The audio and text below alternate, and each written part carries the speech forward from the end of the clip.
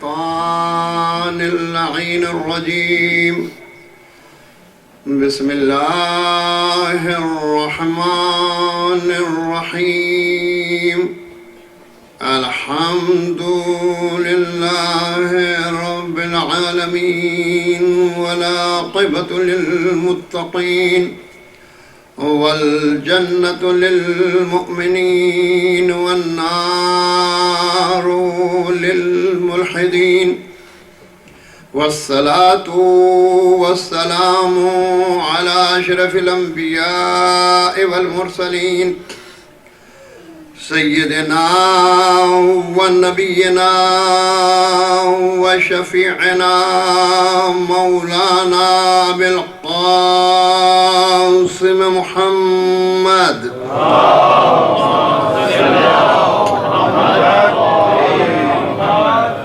وآله الطيبين الطاهرين المعصومين المظلومين واللعنة الدائمة على أعدائهم أجمعين من يومنا هذا إلى قيام يوم الدين. أما بعد فقد قال الله تبارك وتعالى في كتابه المبين وهو أصدق القائلين وقوله الحق. بسم الله الرحمن الرحيم. يقول الذين كفروا لست مرسلا قل كفى بالله شهيدا بيني وبينكم ومن عنده علم الكتاب. صلوات محمد وآل محمد.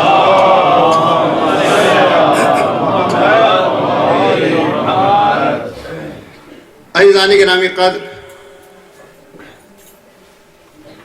اس آیت کے ذیل میں ہماری تقریر اپنے دوسرے مرحلے میں داخل ہو رہی ہے. ہم نے جو عنوان کا اعلان کیا ہے وہ آپ کے اذہان عالیہ میں یادآوری کے طور پہ عرض کرتا ہوں کہ اس آیت کے ذیل میں ہمارا عنوان ہے قرآن حکیم اور سیرت معصومین، تمام مشکلات کا حل. عزیزان گرامی، وہ قرآن حکیم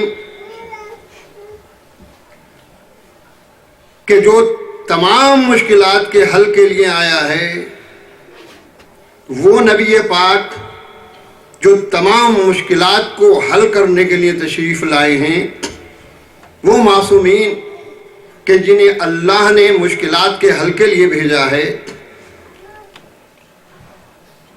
ایک بات میں عرض کر دوں کہ قرآن کریم کا کمال بیان یہ ہے اور موجز بیان یہ قرآن حکیم یہ ہے کہ وہ پہلے مشکلات کو بیان کرتا ہے اور مشکلات کے ساتھ ساتھ ان کے حل کو بھی بیان کرتا ہے.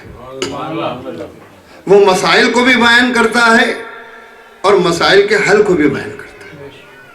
لیکن عزیزان گرامی، ایک بات میں آپ کی خدمت میں عرض کروں کہ کسی بھی کلام کو سمجھنے کے لیے، اس کی اہمیت کو سمجھنے کے لیے اور اس کے اثر کو سمجھنے کے لیے ضروری یہ ہوتا ہے، میں نے کل عرض کیا تھا کہ ہم اس ماحول کا جائزہ لیں کہ کس ماحول میں وہ پیغام آیا ہے.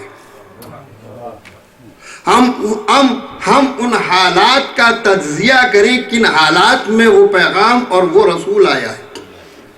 کہنے میں بہت آسان ہے عزیزان محترم، لیکن حقیقت امر یہ ہے کہ وہ دور کے جب نہ میڈیا کا یہ زور تھا، نہ وسائل کی فراوانی تھی، نہ علم کی رونقیں تھیں، نہ تہذیب و تمدن تھا، یعنی وہ سرزمین تھی کہ جہاں تہذیب دم توڑ رہی تھی.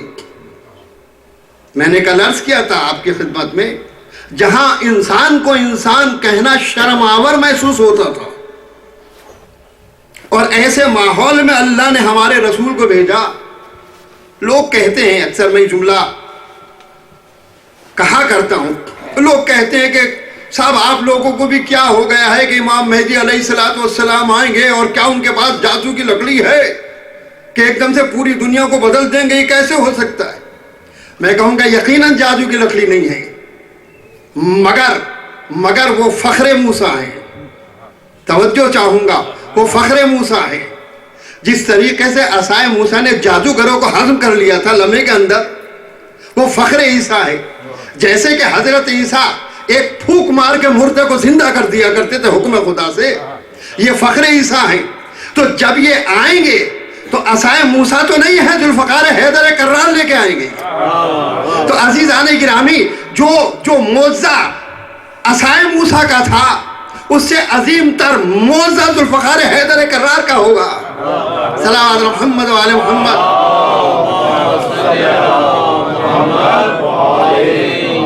تشریف لائیں آقا جان، تشریف لائیں. صلوات محمد و آل محمد.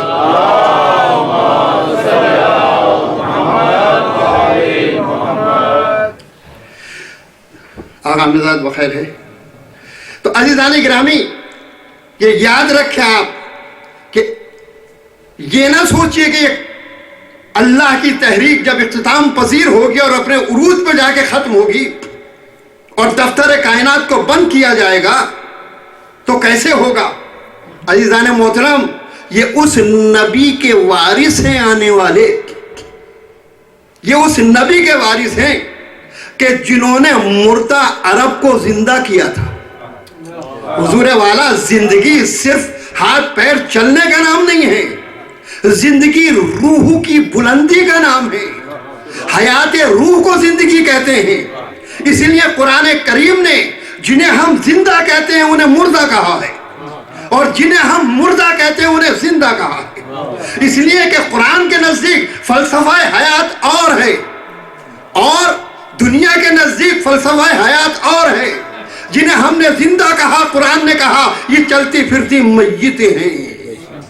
اور یہی نہیں بلکہ یہ کہا یہ سوکھی ہوئی لکڑیوں کے طریقے سے دیوار سے لگا کے کھڑی کر دی گئی. سوچیں آپ، دیوار سے لگا کے کھڑی کرنے کا نام کیا ہے کہ اب اس کا انجام جلنے کے علاوہ کچھ نہیں ہے. حضور درخت میں ہے تو امید حیات پائی جاتی ہے، لیکن کٹنے کے بعد امید حیات نہیں ہے. توجہ چاہوں گا تو یاد رکھیں آپ. لیکن اب یہ اشارہ ہے خداوند عالم کا کہ دیکھو کہ جو زندہ ہیں مگر جن کا سلسلہ حیات خدا سے منقطع ہو چکا ہے، وہ جلنے کے قابل ہیں. اور جو مردہ ہیں یعنی راہ خدا میں شہید ہو چکے ہیں، قتل ہو چکے ہیں، وہ مردہ ہونے کے باوجود زندہ ہیں، بلکہ اللہ کی بارگاہ سے رزق پایا کرتے ہیں. صلوات محمد و آل محمد. عزیزان گرامی،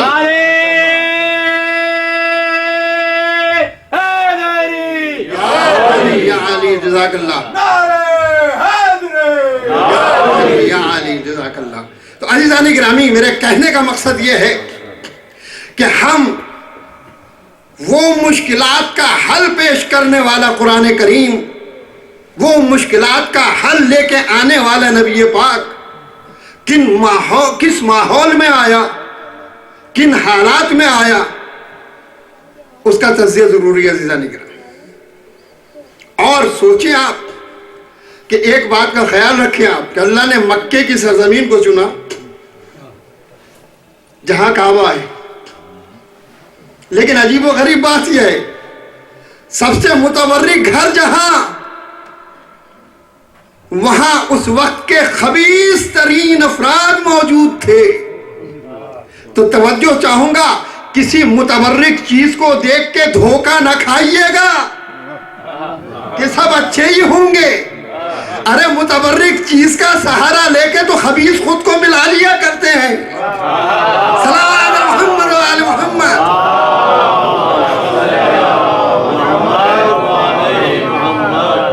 سوچنے کی بات ہے، جب بزم ملکوتی تک وہ پہنچ گیا، سوچنے کی بات ہے، تب کون سی سرزمین خالی ہوگی؟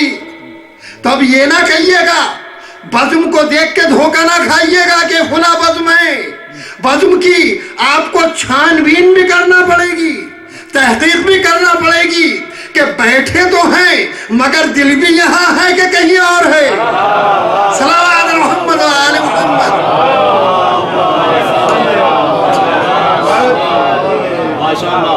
تو عزیزان گرامی، کن حالات میں نبی پاک آئے؟ حالات کیا تھے؟ ہمیں تجزیہ کرنا پڑے گا، اور مظلوم ترین تاریخ ہدایت ہے میرے نبی پاک کی اور اہل بیت علیہ السلام کی۔ خدا کی قسم، خون میں ڈوبی ہوئی تاریخ، کتنی مظلوم تاریخ۔ سوچئے، اہل بیت کی تاریخ تو مظلوم ہے ہی، مگر ہم پہ سب سے بڑا الزام کیا ہے کہ صاحب یہ جو ہیں یہ اہل بیت کو بہت مانتے ہیں، اہل بیت کو بہت چاہتے ہیں۔ حضور والا بہت تو اس وقت کہا جائے جب حدیں معلوم ہوں۔ بس میں ایک جملہ ہمیشہ کہتا ہوں کہ نہ خدا مانیے نہ نبی مانیے، جتنا دل چاہے مانتے رہیے، حدوں کی انتہا نہیں ہوگی۔ صلوات محمد و آل محمد۔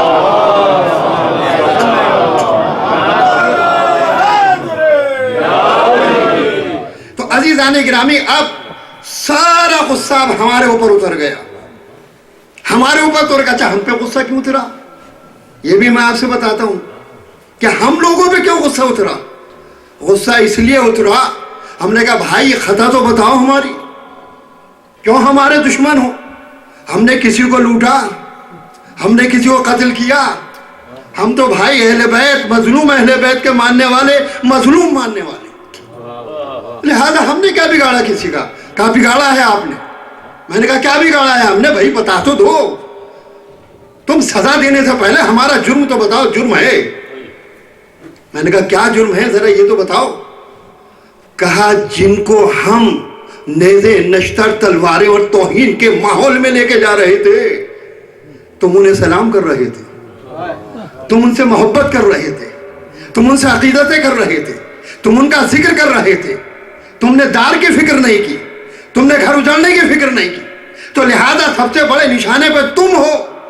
توجہ چاہتا ہوں عزیزان گرامی، بس ہمیں اگر ہمارا یہ قصور ہے کہ ہم نے قرآن کے تحت محبت اہل بیت کی ہے، قرآن کے تحت عشق رسول کیا ہے، اگر یہی ہماری سزا ہے کہ عشق رسول میں ہمیں رسوا کیا جائے، عشق اہل بیت میں ہمیں ذلیل کیا جائے، تو یہ ذلت نہیں ہے، بلکہ عزت وہ ہے جو معراج کی بلندیوں کو چھوئے گی۔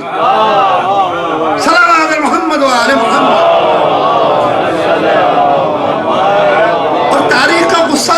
غصہ دیکھے آپ، ایسا ہوتا ہے نا جسے کہا جاتا ہے کھسیانی بلی کھمبا نوچے۔ بھائی کچھ تو کہیں تو میرا ساتھ دیجئے آپ۔ صلوات محمد و آل محمد۔ یعنی اسلامی علماء، اسلامی مورخین، اسلامی خطبہ، اسلامی مصنفین، ساری پاور کہاں پہ رکی آپ کو آ کے؟ اسی پہ رک گئی ساری طاقت آگے کہ نبی کا اجداد کافر تھے، نبی کے چچا کافر تھے، نبی کے خاندانی کافر تھے، فلاں کافر تھے، فلاں کافر تھے۔ یعنی عجیب و غریب بات یہ ہے کہ نبی نے تو مسلمان بنانے کا کارخانہ کھولا تھا اور انہوں نے کافر بنانے کا کارخانہ کھولا ہے، اور آج کل اس کا پروڈکٹ بڑی تیزی پر ہے، بڑے زور و شور پر ہے۔ تو بھائی مسلمان تو کسی کو بنا نہ سکے، جو مسلمان تھے انہی کو کافر بنا ڈالا۔ تو بھائی جس کو جو آتا ہوگا وہی تو بنائے گا۔ صلوات محمد و آل محمد۔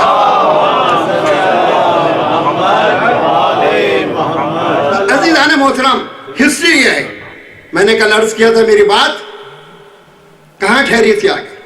میں نے کہا تھا کہ مکہ وہ سرزمین ہے جس پہ اللہ نے سب سے پہلا گھر بنایا، اور جو ہدایت ہے تمام عالمین کے لیے، قرآن کا اعلان ہے۔ اور وہیں پہ سرکش لوگ پیدا ہوئے. مکے کی ہسٹری میں نے آدھی بیان کی تھی آپ کے سامنے, کعبے کی ہسٹری. اور ایک بات میں نے چھیڑی تھی جو روک دی تھی بیچ میں, کہ لوگ کہتے ہیں, لوگ کیا کہتے ہیں, قرآن کریم میں ذکر ہے کہ جناب ابراہیم نے کعبے کو بنایا, اور اسی قرآن میں ذکر ہے کہ پہلا گھر اللہ کا جو بنا ہے سرزمین پہ, سرزمین مکہ پہ بنا ہے. تو پھر دونوں کو ملائیں گے کیسے؟ قرآن میں تضاد ہو گیا کہ نہیں ہو گیا؟ خدا کی قسم اگر جاہلوں سے لیجئے گا تو تضاد نظر آئے گا, لیکن اگر باب مدینۃ العلم سے لیا جائے گا تو بتا دیں گا حل کیا ہے, اصل کیا ہے. تو عزیزان گرامی, یہ ظاہرہ عمارت جو اینٹ پتھر کی نظر آ رہی ہے, یہ جناب ابراہیم نے بنائی تھی. میں نے کل عرض کیا تھا اس کا سنگ بنیاد انہوں نے رکھا تھا, لیکن کعبے کی اصل بنیاد اللہ نے زمین کی خلقت جس دن کی ہے, اس دن جبریل کے ذریعے نور کا کعبہ بھیجا تھا. عزیزان گرامی, اور جہاں آج کعبہ ہے وہاں اصلی کعبہ تھا, اور جہاں اصلی مسجد الحرام تھی وہاں وہ حالہ تھا. جیسے چوتھویں کا چاند جب بیٹھتا ہے تو ایک حالہ ہوتا ہے, ویسے ہی کعبے کا نور چاروں طرف ہوتا تھا. وہاں آئمہ نے اور انبیاء نے مسجد الحرام کی تعمیر فرمائی تھی, تو وہ ہے اصلی مسجد عزیزان گرامی. لیکن جناب ابراہیم کے آنے سے پہلے کعبے کی طرف کون نماز پڑھتا تھا؟ کعبہ تو بظاہر طور پہ یہاں بنا تھا. تاریخ نے بتایا کہ جناب نوح کے زمانے تک خانہ کعبہ نور کا تھا, خانہ کعبہ نور کا تھا. اور پھر اس کے بعد جو ہے جب طوفان نوح آیا تو اللہ نے سرزمین کعبہ کو اتنا بلند کر دیا کہ ساری دنیا میں عذاب کا پانی پہنچا, مگر یہاں پانی نہیں پہنچا. ہائے ہائے, توجہ چاہوں گا, یعنی کعبہ اور حدود حرم میں جسے بلد الحرام کہا جاتا ہے, عذاب کا پانی نہیں پہنچا. حضور والا سوچا, آپ نے غور کیا کہ یہ یعنی بلد الحرام اور خانہ کعبہ میں عذاب کا پانی نہیں آیا. اگر عذاب کا پانی آتا تو رحمت للعالمین کے اترنے کی جگہ کون سی ہوتی؟ توجہ چاہتا ہوں. اور کعبے میں آ جاتا تو جانشین رحمت للعالمین کی جگہ کہاں سے ہوتی؟ اس لیے اللہ نے اٹھایا کہ دیکھو رحمت آئے گی تو ایسی جگہ آئے گی کہ جہاں کبھی عذاب الہی نہ آیا ہو. صلوات محمد و آل محمد. اور صلوات محمد و آل محمد. ایک اور بھیج دیجئے.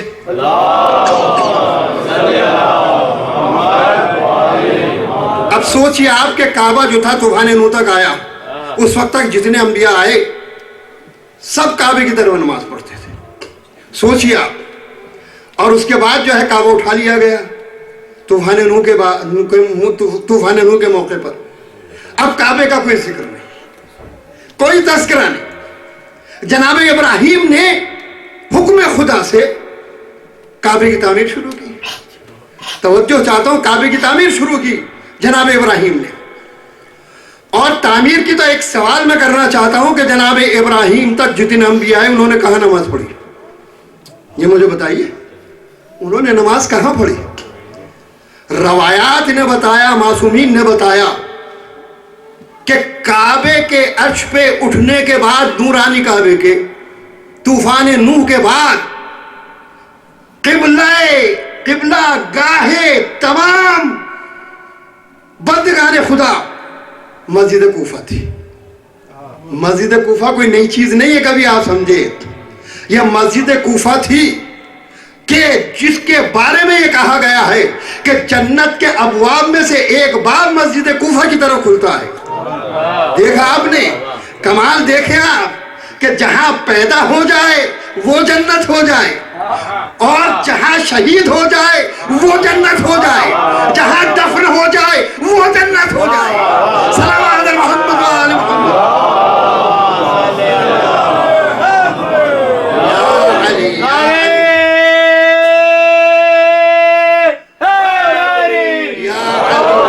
میں تو یہ سوچ رہا تھا شاید توجہ سے پیچھے والے ہی سن رہے ہیں, آگے والے نہیں سن رہے, معاملہ کیا ہے؟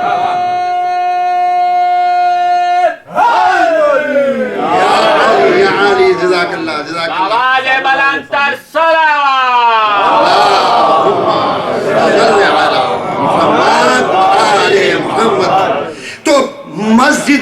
कुफा तमाम अंबिया का किबला थी, तमाम अंबिया का किबला थी। कब तक? जब तक जनाब इब्राहीम ने खाने काबा को नहीं बनाया, और बनाए तो किस शान से बनाया? हुक्म खुदा हुआ, जाओ जाओ और लेकर जाओ इस्माइल को, हाजरा को लेकर जाओ। आबाद किया वहां पर जाकर। आबाद करने के बाद फिर जब आबाद किया, हुक्म खुदा हुआ अब मेरा घर बनाओ। और घर बनाने वाला कौन था? अज़ीज़ान गिरामी देखें आप, मेमार भी किस शान के थे? तामीर करने वाला खलील खुदा इब्राहीम, गारा बनाने वाले हजरत इस्माइल, पत्थर लेके ढोने वाले हजरत जिब्राइल। सोचे आप, मेमार खलील खुदा और मदद करने वाला ज़बीहुल्लाह और पत्थर लाने वाला रूहुल्लाह। तो सोचे कि अब इन पाकीज़ा हाथों से जो घर बनेगा तो कितना बाबरकत होगा। अजब माहौल था, अजब नूरानी फजा थी। जनाब इब्राहीम जमजमा यानी दुआएं जमजमा रहे थे और बड़ी सुरीली आवाज से जिक्र खुदा कर रहे थे। तुयूर फजा से आकर जिक्र खुदा में वजद हो रहे थे। जबान पे जिक्र खुदा था, हाथ तामीर खुदा में मशगूल थे, आंखें नूर खुदा को देख रही थी और खड़े हुए पत्थर पे तामीर काबा कर रहे थे। जिन्होंने हज किया है जानते हैं कि तवाफ़ काबा करने के बाद मकाम इब्राहीम के सामने नमाज पढ़ी जाती है। मैंने कहा अब मकाम इब्राहीम को भूल जाओ, कहीं और जाके नमाज पढ़ो।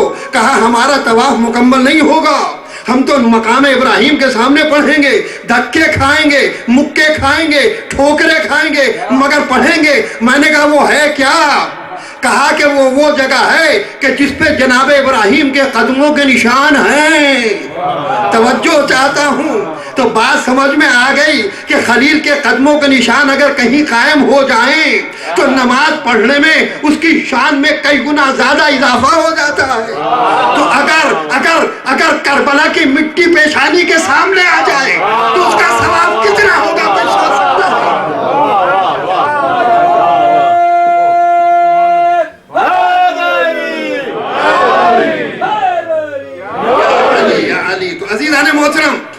अज़ीज़ान मोहतरम, तो तामीर काबा हो रही है, दीवारें बढ़ रही हैं।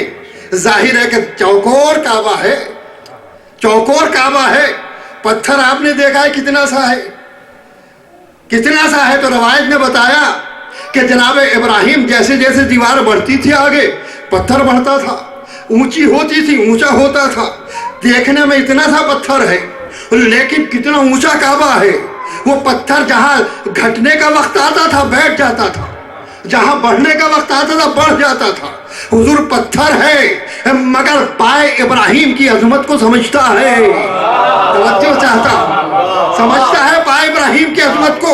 और यही नहीं अज़ीज़ान मोहतरम, तवज्जो कीजिएगा कि गोया के इब्राहीम के पैर पत्थर पे थे, इसका रिमोट अल्लाह के हाथ में था। हुजूर वाला इब्राहीम ने सोचा कि आगे बढ़ना है, सोचा पत्थर आगे बढ़ गया। समझ में आया कि जब अगर संग भी किसी मासूम का मुती हो जाता है तो दिल में बात आते ही मिजाज को समझ लेता है। सलाम अलैहि मोहम्मद व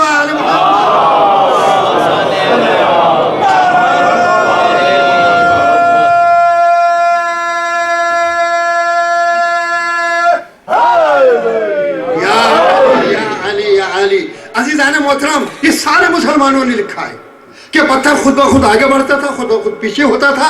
जब दीवारें काबा बुलंद हो गई, छत पड़ गई, तो हुजूर अब कितना ऊंचा पत्थर होगा, कितना ऊंचा पत्थर होगा। आपने देखा होगा आखिरी दिनों में कि जब लोग मिना की तरफ जाया करते हैं, अराफात की तरफ जाते हैं, तो पर्दा उठने लगता है और क्रेनों के जरिए पर्दे को उतारा भी जाता है और चढ़ाया भी जाता है पर्दे को, और स्पेशल तरीके से सीढ़ियां लगाई जाती हैं। तब लोग उतरते हैं, फूक फूक के उतरते हैं। फिर भी किस्मत ऐसी है कि क्रेन फर्मा बरदारी नहीं करती। तो चाहूंगा फर्मा बरदारी नहीं करती। यहीं पे समझ लीजिएगा कि गासिब कौन है और हकदार कौन है। अगर हकदार होता है तो पत्थर छोटा भी बुलंद हो जाता है, और अगर गासिब होता है तो फिर सरकश लोहा भी इतना غصہ دکھاتا ہے کہ حکومت وقت جایا کرتی ہے. صلوات محمد و آل محمد. ایک اور صلوات بھیجیں محمد رسول اللہ. تو عزیزان گرامی سارے مسلمان مانتے ہیں کہ موجز نما پتھر ہے, جناب ابراہیم کے پائے اقدس کے نشان ہیں اس کے اوپر. حضور والا اس پہ لوہا بھی یعنی وہ سونا چڑھا دیا گیا ہے, اور ایسا شیشہ لگایا گیا ہے اول تو دیکھنے ہی نہیں دیتے, اور اگر موقع مل جائے تو قدم بھی نظر نہیں آتے, اس لیے کہ کہیں آیت الہیہ کو دیکھ نہ لیں, کہیں عظمت کے قائل نہ ہو جائے. میں کہوں گا تمہارے شیشہ چڑھانے سے کوئی تمہارے باطل شیشے میں نہیں اترے گا. توجہ چاہوں گا, اس شیشے کے پیچھے حقیقت نظر آ جائے گی, اور جلوہ خلیل دیکھ کے حیدر کرار کی عظمت کا کلمہ پڑھنے لگیں گے. صلوات علی محمد و آل محمد. سارے مسلمان قائل, سارے مسلمان مانتے ہیں کہ موجز نما پتھر ہے. آگے بڑھا, پیچھے ہٹا, اونچا ہوا, نیچا ہوا. جب وہ چڑھنا ہوتا تھا نیچا ہو جاتا تھا, جب اترنا پھر جب کام کرتے تھے اوپر ہو جاتا تھا, جب اترتے تھے چھوٹا ہو جاتا تھا. سب نے مان لیا کہ یعنی ابراہیم کے ارادوں کو پتھر پڑھتا تھا. کوئی مسلمان یہ نہیں کہتا کیسے ہوتا ہے, کیسے ہوتا ہے. ہم نے پتھر کا موضوع بیان کیا, کسی نے نہیں کہا کیسے ہوتا ہے. ابراہیم کے قدموں کا بیان کیا تو نہیں کہا کسی نے کیسے ہوتا ہے. ہم نے کہا کہ حیدر کی ذوالفقار بھی ہے کہ جو جب میدان میں چلا کرتی ہے تو پھر ایک ایرا غیرہ کو نہیں کاٹتی, بلکہ قیامت تک آنے والے مومن کو جھانکتی ہے کہ اس صلب میں مومن آنے والا ہے کہ نہیں. اگر آنے والا ہے تو چھوڑ دیتی ہے, اور آنے والا نہیں ہے تو قتل کر دیتی ہے. تو لوگ کہتے ہیں کہ یہ کیسے ہوگا, یہ کیسے ہوگا, وہ تو لوہا ہے. میں نے کہا جب پتھر جو ہے خلیل کے قدموں کے اثر سے موجز نما ہو گیا تو یہ تلوار موجز نما ہو گئی. اب اپنی اپنی قسمت کی بات ہے. کسی کو پتھر کے معجزے کا یقین ہوتا ہے, کسی کو حیدر کے معجزے کا یقین ہوتا ہے. صلوات محمد و آل محمد. ایک اور زوردار یہی چیز ہے.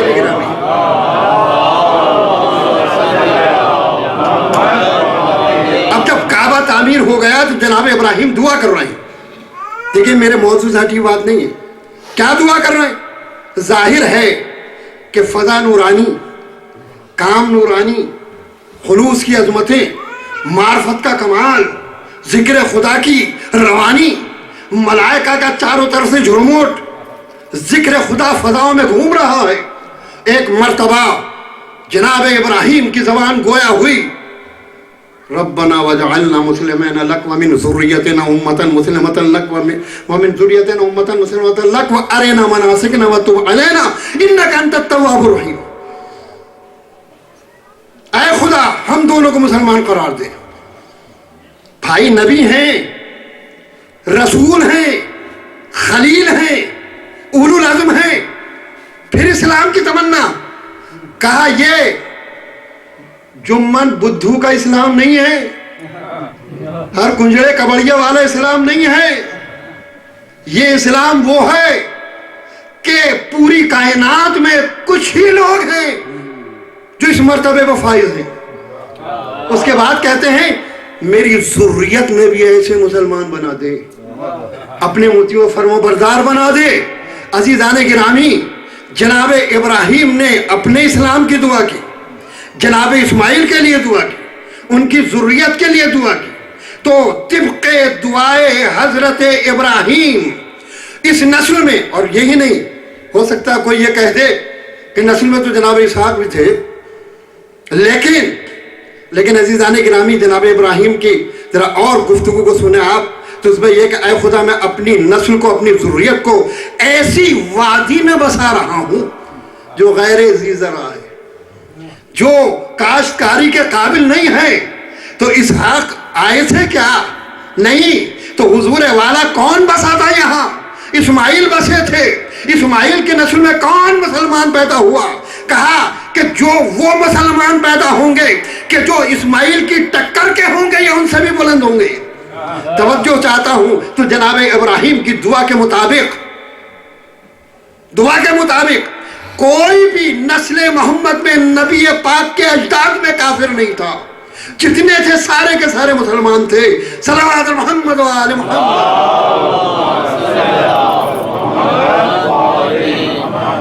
حضور والا ایک بات میں آپ سے اور عرض کروں. کسی نے مولا کائنات علی ابن ابی طالب علیہ السلام سے پوچھا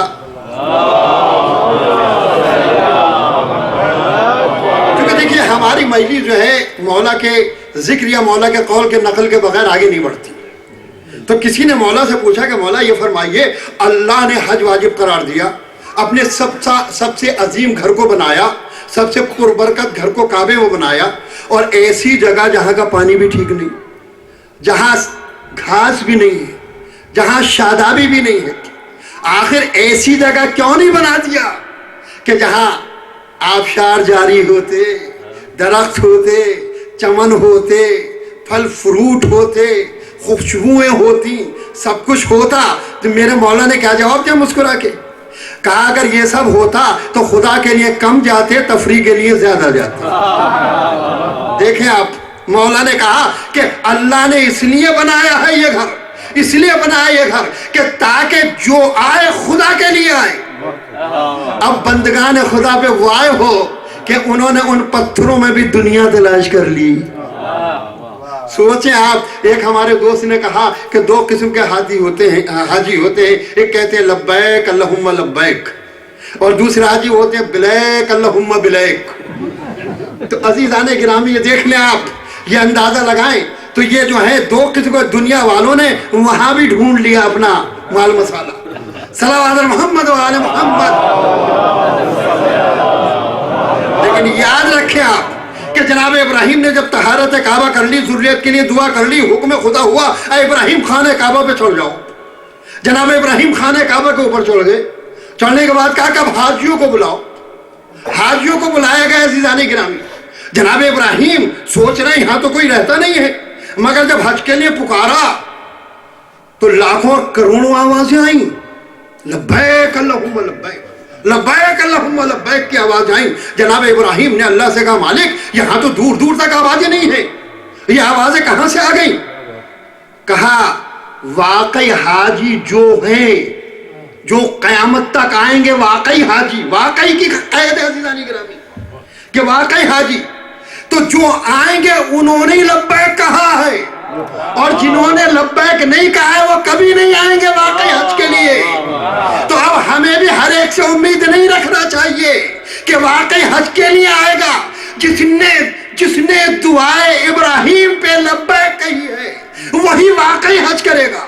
توجہ چاہتا ہوں, سارے مسلمان کہتے ہیں ہاں لبیک کہنے والے حج میں جاتے ہیں, جاتے لبیک کہنے والے. میں نے کہا ابراہیم کی آواز ہے, کہاں آواز ہے؟ میں نے کہا قیامت تک والوں کو پہنچ گئی, کہاں پہنچ گئی؟ تو میں نے کہا سنو, جب بیت کی زیارت کو بلایا تو قیامت والے سب بولے, لیکن جب علی کی ولایت کو غدیر میں بلایا تو عزیزان گرامی بظاہر غدیر کا مجمع تھا لیکن آواز اسلام میں جا رہی تھی.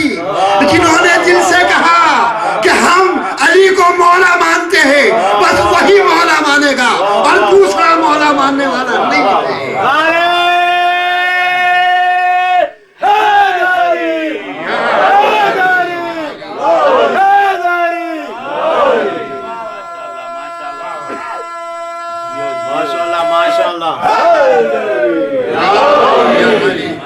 تو عزیزان گرامی تو یہ ہے مکہ.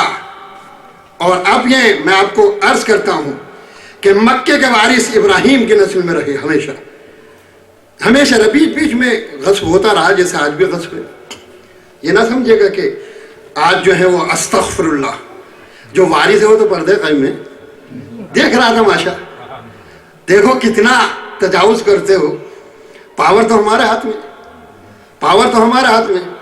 حضور والا سپر پاور دنیا کی نظر میں کوئی ہو, لیکن اللہ نے تو ایک کو بنایا سپر پاور, وہ ہے میرا اور آپ کا مولا امام زمان حضرت مہدی علیہ السلام.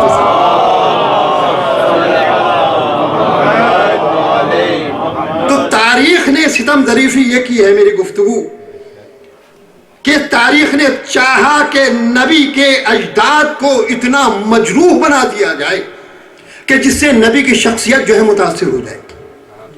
یعنی سوچیں آپ, قابل توجہ یہ ہے, میں نے جناب ابو طالب کے ذکر پہ یہاں بات چھوڑی تھی آپ کے سامنے, کہ جناب عبد المطلب وہ عظیم ترین ہستی ہیں جناب عبد المطلب, کہ جنہوں نے دوبارہ ڈسکور کیا ہے چاہے زمزم کو. چاہے زمزم کو ڈسکور کیا, میں نے کل عرض کیا تھا. عزیزان محترم, اس کی ہسٹری یہ ہے کہ جس وقت کے جناب عبد المطلب نے ساری چیزیں نکالنا شروع کی تو اس میں 2 سونے کے ہرن نکلے چاہے زمزم سے, اور نہ جانے کتنی چمکدار تلواریں نکلی. بھائی مٹی میں دبنے کے بعد تو زنگ آ جائے گی, لیکن ان میں زنگ کیوں نہیں آئی؟ کہا زنگ ان میں آتی ہے جن کے ہاتھ زنگالود ہوتے ہیں, لیکن اگر نور الہی سے چمکتے ہوئے ہاتھوں کے ذریعے دفنائی جائے چیز تو وہ ویسی ہی نکلے گی جیسی دفناتے وقت تھی. تو چمکتی ہوئی تلواریں نکلی, زرہیں نکلی, اور جناب اسماعیل کے لیے جو دمبا آیا تھا اس کے سینگ بھی دفنا دیے گئے تھے. سوچیں آپ, سینکڑوں سال کے بعد وہ سینگ ویسے کے ویسے ہی نکلے. آخر یہ سینگ گل کیوں نہیں گئے بھائی؟ توجہ کی بات ہے. کہا کہ وہ نبی کے سے منسوب جو دمبا تھا اس کے سینگ تھے, لہذا متبرک ہو گئے. تو اگر دمبے کے سینگوں میں اتنی پاور ہے تو سوچئے آپ کہ جو گوشت و پوست رسول ہو اس کے بارے میں کوئی خیال کر سکتا ہے؟ عزیزان گرامی, بہرحال وہ نکالے گئے. جناب عبد المطلب نے کہا بیٹوں سے کہ جاؤ یہ ہرن خانہ کعبہ میں, چونکہ ایران کے فلاں شاہ نے تبرک کے طور پہ چڑھائے تھے, یہ خانہ کعبہ کے اسی جگہ پہ جا کے لگا دو دیوار میں. یہ سینگ یعنی باہری دیوار پہ 2 سینگ لگے ہوئے تھے, یہ وہیں لگا دو.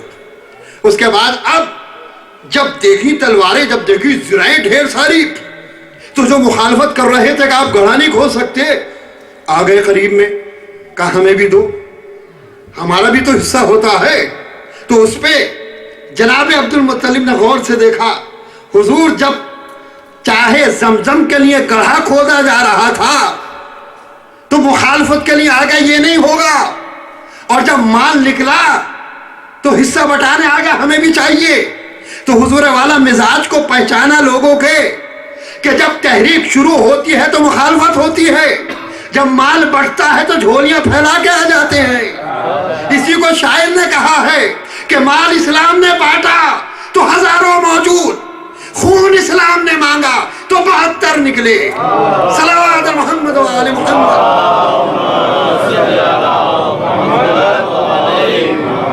تو عزیزان گرامی, جناب عبد المطلب نے غور سے دیکھا, اور غور سے دیکھنے کے بعد کہا دیکھو کوئی بات نہیں ہے, ایک زرہ ہے, ایک تلوار ہے, 2 حصے ہیں, اور حقدار 3 ہیں. بھائی میں نے کھدوایا ہے تو میرا حق ہے, یہ اللہ کا گھر سامنے, اس کا حق ہے.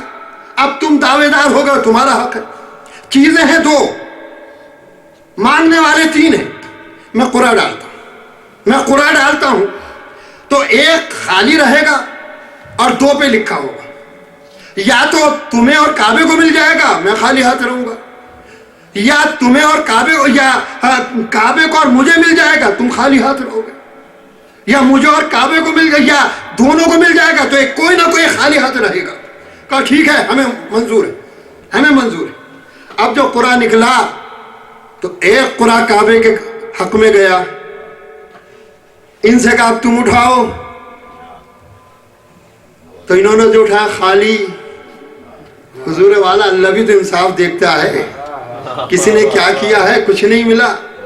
ابو طالب کے حصے میں زریں آئیں, کعبے کے حصے میں تلواریں آئیں, کعبے میں تلواریں لٹکا دی گئیں. زروں کو گلوایا جناب عبد المطلب نے. عبد المطلب نے گلوانے کے بعد اس کا لوہے کا دروازہ بنوایا. لوہے کا دروازہ بنانے کے بعد جو ہے کعبے کا بہترین دروازہ بنا دیا. تو سوچیں آپ کہ وہ عبد المطلب نے لیا نہیں, وارث کعبہ ہیں تو کعبے کو مالدار کرنا ہے.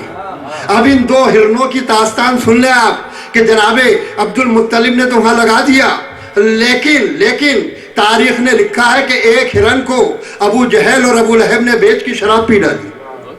سوچیں آپ, تو یعنی کعبے کے مال کو بیچ کے شراب پینا کوئی نئی بات نہیں ہے. توجہ چاہوں گا. تو عزیزان محترم پھر دوسرے کی داستان یہ ہے کہ جب یزیدی لشکر نے حملہ کیا تھا اس وقت تک ہرن کے سینگ بھی موجود تھے اور اس کے گوسفند کے سینگ بھی موجود تھے دمبے کے, اور ہرن بھی موجود تھا ایک سونے کا. یزیدی فوج سینگوں کو جلا دیا کعبے کے پردے کے ساتھ ساتھ اور سونے کے ہرن کو لے کے چلے گئے. تو حضور والا آپ کیریکٹر پہچان لیں کہ کعبے کو دینے والا کون ہے, کعبے کو لوٹنے والا کون ہے. صلوات محمد و آل محمد.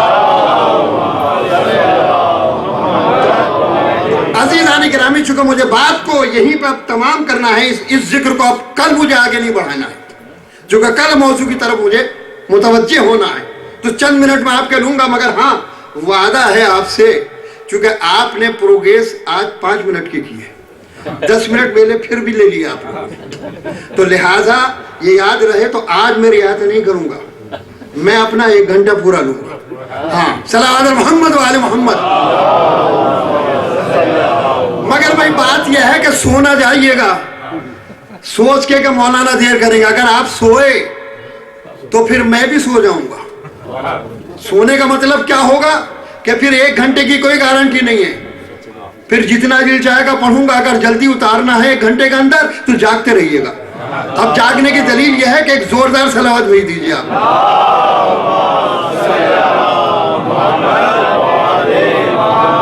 اب معلوم نہیں کہ جلدی ختم ہونے کے لیے صلوات بھیجی ہے. اب نعرہ حیدری بھی لگا دیجیے.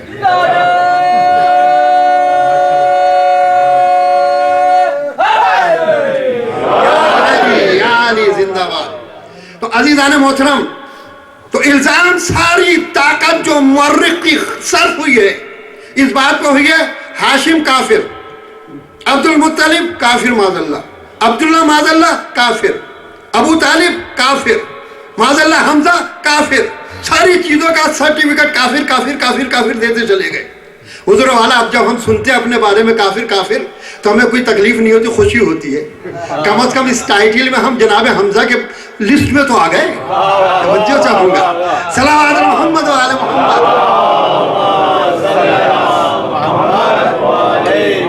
تو عزیزان گرامی, جناب حمزہ کا اسلام کیا لکھا مزیدار آپ سوچیں. آپ میں نے عرض کیا کہ سارے کے سارے یہ مسلمان تھے.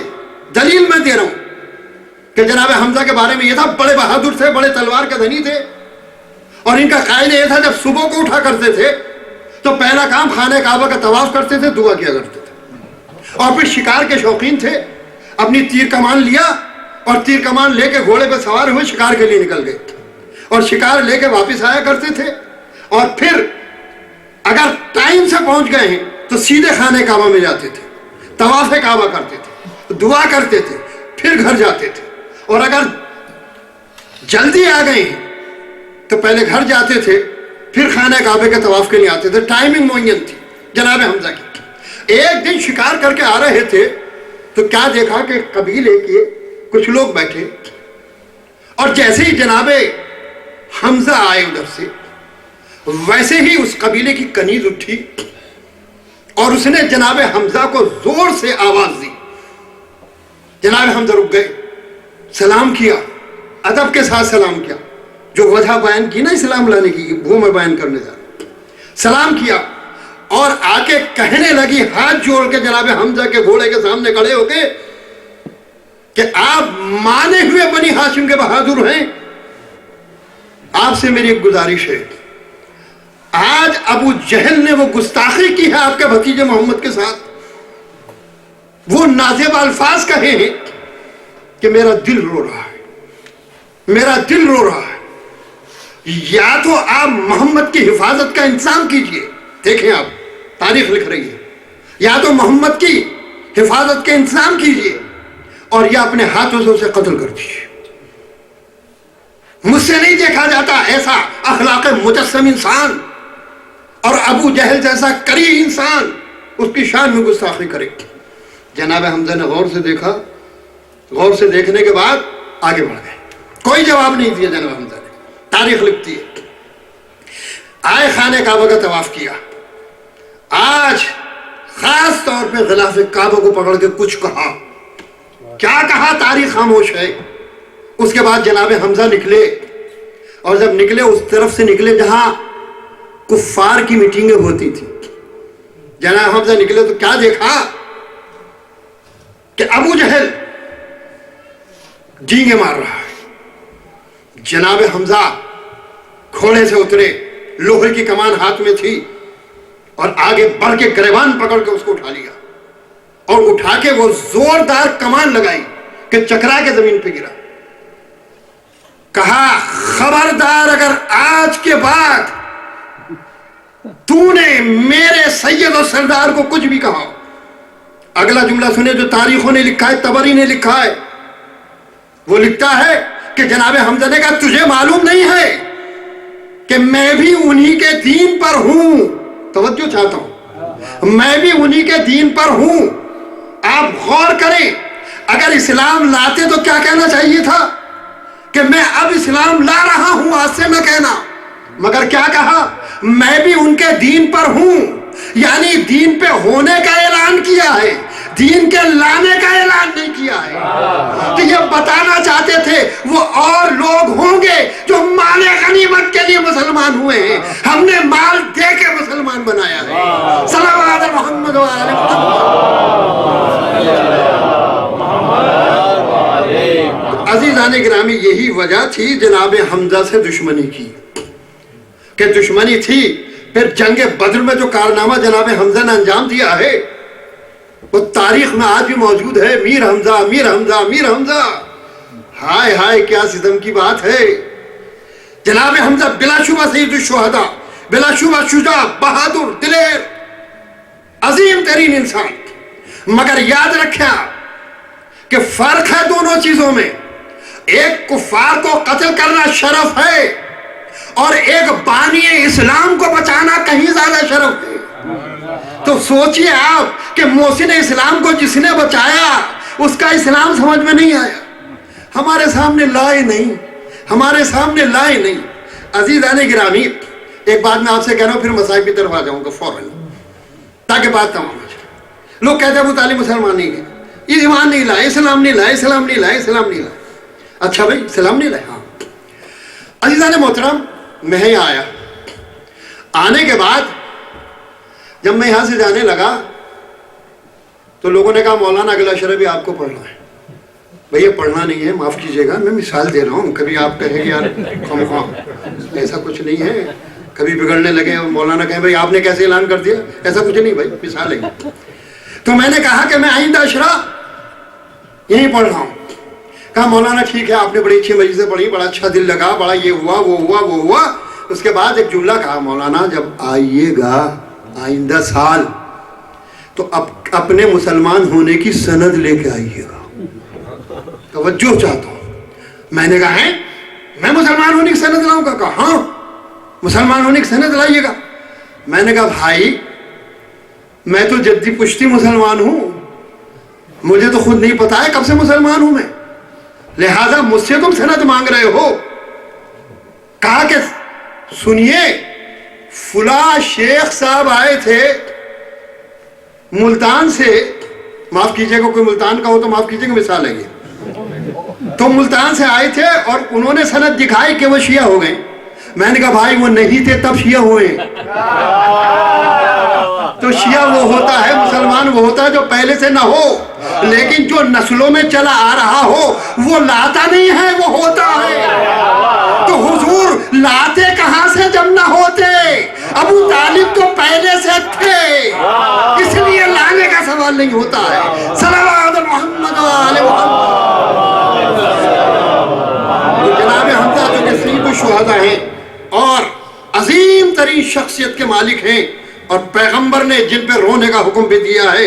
تاریخ بتاتی ہے کہ جب جنگ بدر میں برے طریقے سے کفار کی ہزیمت ہوئی ہے اور جناب حمزہ نے اور جناب مولا کائنات علی ابن ابی طالب علیہ السلام نے شجاعت کے جوہر دکھائے, تو اس وقت میں کفار کو نے طے کیا کہ ہم نے زبردست حملہ کرنا ہے. چنانچہ احد میں تیار ہو کے آئے. داستان احد بیان کرنا نہیں ہے عزیزانی گرامی, لیکن جب جنگ کا نقشہ بدلا जनाब हमजा शहीद हुए। और किसने शहीद कराया? अबू सुफियान की बीबी हिंदा जिगर खारा ने। उसने गुलाम को रिश्वतें भी दी और रिश्वतें, बड़ी बड़ी रिश्वतें देने के वादे भी किए कि जिसे मैं मिंबर से बयान नहीं कर सकता। क्या क्या देने का वादा किया अजीजानी गिरामी। उसने गुलाम ने जनाब हमजा जोश में हमला करते हुए चले आ रहे थे, जहर आलूद नेज़ा मारा, एक पहलू से लगा दूसरे पहलू में निकल गया। जनाब हमजा घोड़े से गिरे, शहीद हो गए। गुलाम ने खबर दी, हिंदा आई, हिंदा ने आकर पेट चाक किया जनाब हमजा का और जिगर को चबाया जो चबा न सकी। अजीज़ान मोहतरम, इतने में जब जंग ठंडी हो गई, मौला कायनात कामयाब हो गए और जंग का नक्शा दोबारा बदल गया, तो पैगंबर इस्लाम को इत्तला मिली कि जनाब सफिया, जनाब हमजा की बहन अपने भाई की मस्जिद पे आ रही है। तवज्जो चाहूँगा ज़्यादा। पैगंबर इस्लाम ने कहा कि मेरे चचा की मस्जिद की कैफियत अजीब व गरीब है, अजीब व गरीब है। चादर हो तो डाल दो मेरे चचा की मस्जिद पे, चादर डाल दो, मेरी फूफी से देखा न जाएगा, मेरे चचा का चाक कलेजा देखा न जाएगा, लिहाजा चादर डाल दो। लिहाजा वहाँ चादर कहाँ थी? लोगों ने कहा या रसूल अल्लाह चादर तो नहीं है। पैगंबर ने अपनी अबा दे दी, अपनी अबा दे दी। कहा कि जाके मेरे चचा की मस्जिद पे डाल दो। जनाब सफिया आई और आने के बाद जनाब सफिया ने भाई को देखा, हाँ यानी एकदम से भाई की मस्जिद पे गिरी। मैं कहूँगा या रसूल अल्लाह आपने अजीम तरीन काम किया, मेरे रसूल अल्लाह जरा करबला में भी रिदा लेके आ गए होते। जब ज़ैनब अपने आंखों के सामने हुसैन की मस्जिद को देख रही थी, अजरुकुम अल्लाह, हाय रसूल अल्लाह, आप उस वक्त आ गए होते कि जब एक नन्ही बच्ची, कान जख्मी थे, कुर्ते में आग लगी थी और बाबा की मस्जिद को ढूंढ रही थी। अजरुकुम अल्लाह। अज़ादारों, 2 मुहर्रम आज खत्म हो गई। आज की तारीख में हुसैन का काफिला करबला में पहुंच चुका। अज़ादारों, जैसे ही वारिदे करबला हुए, मेरे अज़ादारों रोइए। आज की तारीखें हैं, ये तारीख इमाम हुसैन की तारीखें हैं, इसमें किसी को कहने की जरूरत नहीं है। इंसान खुद सोचता है, रोया करता कि आज ये हुआ था, आज ये हुआ था। तो आज फातिमा का लाल, जहरा का चांद, कमर बन हाशिम अब्बास, ये तमाम लश्कर वाले वारिदे करबला हुए हैं। जैसे ही हुसैन का घोड़ा करबला में दाखिल हुआ, घोड़े के कदम रुक गए। एक मंजिल पे जाने के बाद जैसे ही कदम रुके, हुसैन ने कहा तो आगे बढ़ना चाहा, घोड़ा नहीं बढ़ा। बाज़ तारीखों ने लिखा है ये के बाद दीगरे हुसैन ने 7 घोड़े बदले, 7 बदले, लेकिन कोई घोड़ा आगे नहीं बढ़ा, नहीं बढ़ा। हुसैन उतरे, ज़मीन करबला को उठाया और जेब से खाक निकाली, दोनों को मिलाया और सूंघा। कहा वल्लाह यही वो जगह है कि जहां मेरी आखिरी करारगाह रहेगी। अल्लाह अल्लाह। इमाम हुसैन ने सबसे पहला काम अज़ादारों क्या किया? कहा कि जमीन के मालिकों को बुलाया जाए, बनी असद को बुलाया। कहा ये तुम्हारी जमीन है? कहा ये हमारी जमीन है। कहा ये सारा इलाका लो, इसके पैसे हमारे नाम भेज दो, हम फर्जंद रसूल हुसैन इब्न अली हैं। कहा मौला हम आपको जानते हैं, ये जमीन आपकी है। कहा हमारा शियार नहीं है कि इस तरीके से लोगों की चीजों को ले लें। खरीदी हुसैन ने जमीन, पैसा दिया हुसैन ने। कहा मैं तुम्हें हिबा करता हूँ, बस तुम्हारा काम ये है कि जब मेरे जाहिर आया करें। अज़ादारों कितना ख्याल रखा है फातिमा के लाल ने, कदर पहचानी, अपनी कदर पहचानी है। कहा कि जब जाहिर आया करें तो तुम उनका ख्याल रखना। मेरे अजरुकुम अल्लाह, खुदा आपको किसी गम में न रुलाए सिवाय गम अहले बैत के। हुसैन उतरे, हुक्म दिया ख़याम बर्पा किए जाएं। ख़याम बर्पा होने लगे।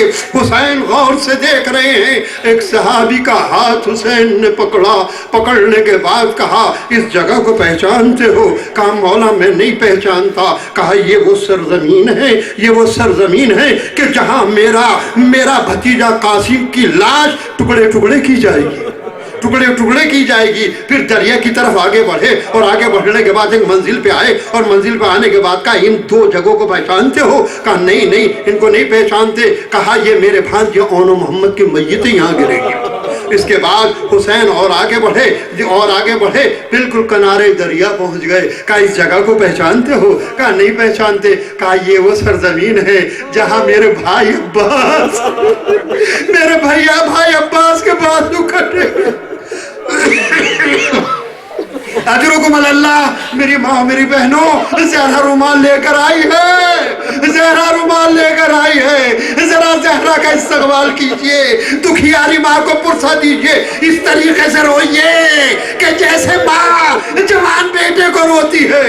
ایک شخص امام کی خدمت میں آیا, ذاکر مصائب بیان کر رہا تھا, چاہنے والا رومال رکھے ہوئے تھا. مولا نے کہا کہ تو کیسا ہے کہ میرے جد پہ نہیں رو رہا. اس نے رومال ہٹایا, پورا چہرہ آنسوں سے تر تھا. کہا ایسے نہیں رو, آواز کے ساتھ رو جیسے بوڑھی ماں کڑیل اجرکم اللہ. خدا آپ کو کسی غم میں نہ رلائے سوائے غم اہل بیت کے عزادارو. ہائے ہائے ہائے ہائے عزادارو. امام حسین آگے بڑھے اور آگے بڑھنے کے بعد امام نے ایک جگہ رکھے حسین, سانس کو روکا, ہمت کو جمع کیا, ایک آہ سرد بھری آسمان کی طرف حسین نے دیکھا اور ہمت کر کے کہا کہ اس جگہ کو پہچانتا ہے, اس جگہ کو پہچانتا ہے. کہ نہیں مولا میں تو کچھ بھی نہیں جانتا. کہا یہ وہ سرزمین ہے جہاں شبیہ نبی اکبر نوجوان کے سینے پہ نوکے. اجرکم اللہ.